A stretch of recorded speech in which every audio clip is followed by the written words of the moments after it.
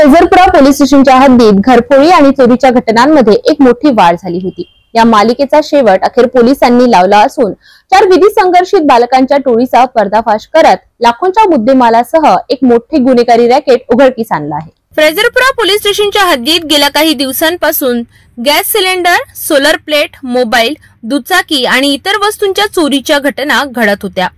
अनिरुद्ध अरुण पांडे यांच्या Oryx solar एजन्सीच्या solar power plates आणि 20,000च्या पाईप चोरी संदर्भात पोलिसात तक्रार दाखल करण्यात आली। या प्रकरणाचा तपास करत फ्रेझरपुरा डिटेक्टिव्ह ब्रांच पोलिसांनी 4 विधी संघर्षित बालकांना ताब्यात घेऊन चौकशी केली। या चौकशीतून उघड झाले की रामनगर परिसरातील बंद घरातून त्यांनी 3 Bharat gas cylinder, 1 HP cylinder, gas शेगडी, 2 मोबाईल, पितळ ड्रम आणि चोरीची दुचाकी असा एकूण 33,800 किमतीचा मुद्देमाल चोरून नेला गेला।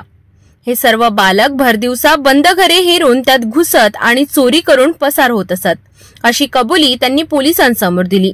या गुन्ह्याचा पर्दाफाश पोलीस आयुक्त नवीनचंद्र रेड्डी यांच्या आदेशाने पोलीस निरीक्षक निलेश करे यांच्या मार्गदर्शनात निरीक्षक निलेश गावंडे, सहाय्यक पोलीस निरीक्षक रवींद्र सहारे, पोलीस उपनिरीक्षक राहुल महाजन, पोलीस अंमलदार योगेश श्रीवास, शशिकांत गवई, हरीश चौधरी, रोशन वराडे, जयेश परिवाले, दिनेश निमाडे यांनी केली। या कारवाईमुळे शहरातील घरफोडींच्या मालिकेला मोठा आळा बसला आहे। लहान वयात गुन्हेगारीकडे वळणाऱ्या बालकांच्या मानसिकतेवर विचार करायला लावणारी ही घटना आहे।